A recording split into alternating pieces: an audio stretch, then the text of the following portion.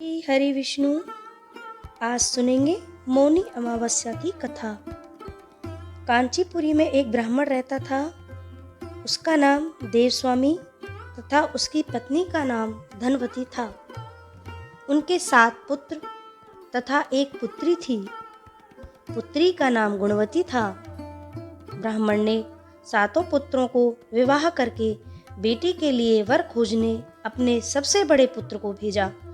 उसी दौरान किसी पंडित ने पुत्री की जन्म कुंडली देखी और बताया, सप्तपदी होते होते यह कन्या विधवा हो जाएगी। तब उस ब्राह्मण ने पंडित से पूछा, पुत्री के इस वैधव्य का दोष निवारण कैसे होगा?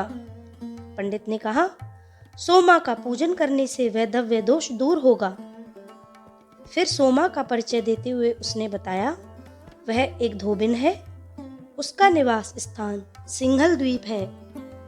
उसे जैसे तैसे प्रसन्न करो और गुणवती के विवाह से पूर्व उसे यहाँ बुला लो। तब देवस्वामी का सबसे छोटा लड़का बहन को अपने साथ लेकर सिंघल द्वीप जाने के लिए सागर तट पर चला गया। सागर पार करने की चिंता में दोनों एक वृक्ष की छाया में बैठ गए। उस पेड़ पर एक घोंसले में गिद्ध का परिवार रहता था। उस समय घोंसले में सिर्फ गिद्ध के बच्चे थे। गिद्ध के बच्चे भाई बहन के क्रियाकलापों को देख रहे थे। सायंकाल के समय गिद्ध के बच्चों की माँ आई तो उन्होंने भोजन नहीं किया।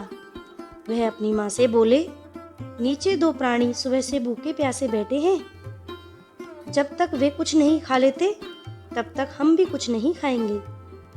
तब दया और ममता के वशीभूत गिद्ध माता उनके पास आई और बोली, मैंने आपकी इच्छाओं को जान लिया है।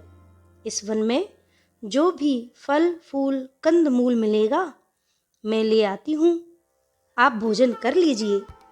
मैं प्रातःकाल आपको सागर पार कराकर सिंघल द्वीप की सीमा के पास पहुँचा दूंगी। और वे दोनों भाई बहन माता की सहायता से सोमा के यहाँ जा पहुँचे।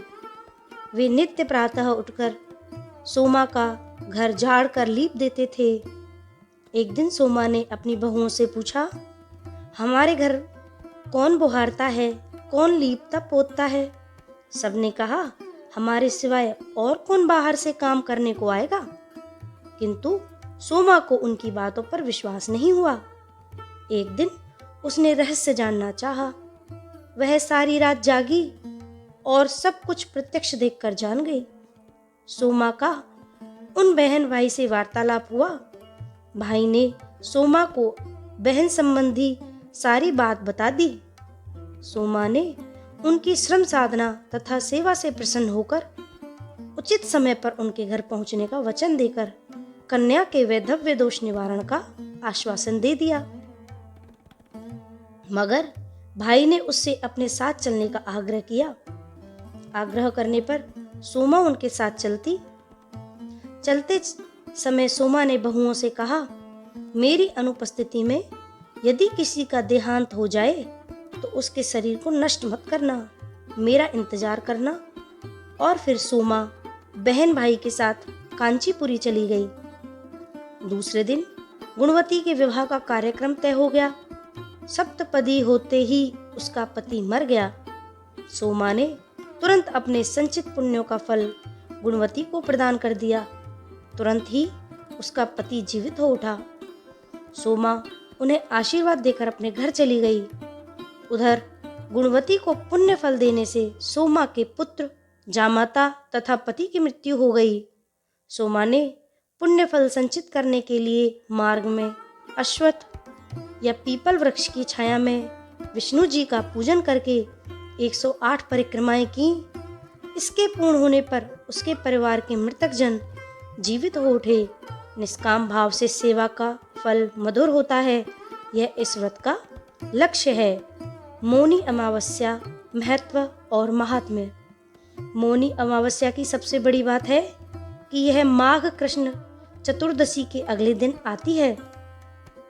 माघ कृष्ण चतुर्दशी को शिवजी का विवाह माता पार्वती से तय हुआ था और अगले दिन मुनियों और देवी देवताओं ने शिव की साधना के लिए उनकी उपासना भी की थी। भगवान विष्णु ने देवी पार्वती के भाई बनकर उनके विवाह संबंधी कार्यक्रम में भाग लेना स्वीकार किया था। और इन सब से अलग मौनी अमावस्या की कथा यह भी है कि सागर मंथन के समय जब असुर अमृत कलश लेकर भाग रहे थे, तब इसी दिन अमृत की बूंदें छलककर प्रयाग सहित कई स्थानों पर गिरी थीं। इसीलिए मौनी अमावस्या पर प्रयाग सहित अन्य तीर्थों में स्नान करके दान पुण्य करने से कई गुना फल मिलता है। तो ये है मौनी अमावस्या की कहानी, उसका महत्व और अन्य महात्म्य। श्री हरि विष्णु।